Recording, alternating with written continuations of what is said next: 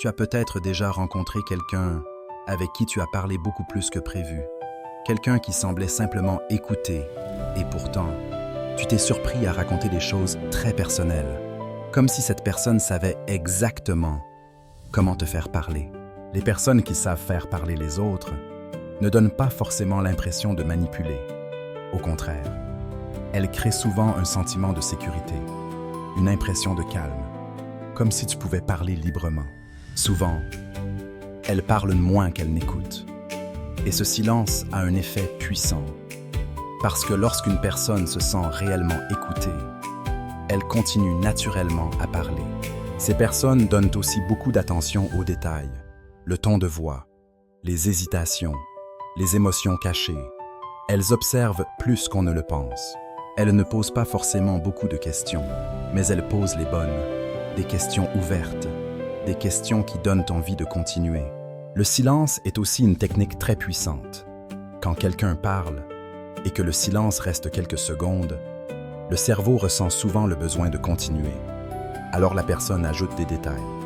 Encore et encore.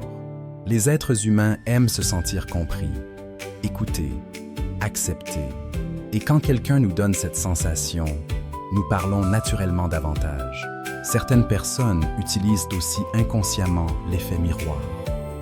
Elles reprennent le ton, le rythme, les expressions, et cela crée une sensation subtile de connexion.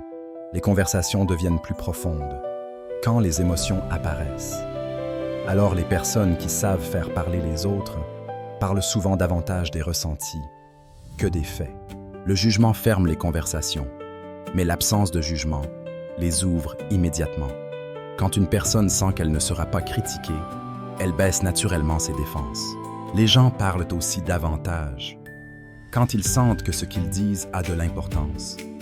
Alors certaines personnes savent donner cette impression par leur attention, leur regard, leur réaction.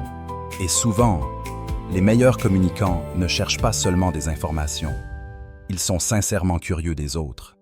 Et cette curiosité se ressent immédiatement. En réalité, les êtres humains ont souvent envie de parler, mais peu de personnes savent vraiment écouter. Alors quand quelqu'un le fait, cela devient rare et puissant.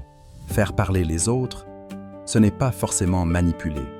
Cela peut aussi être une forme d'intelligence sociale, une capacité à comprendre les émotions humaines et à créer une vraie connexion.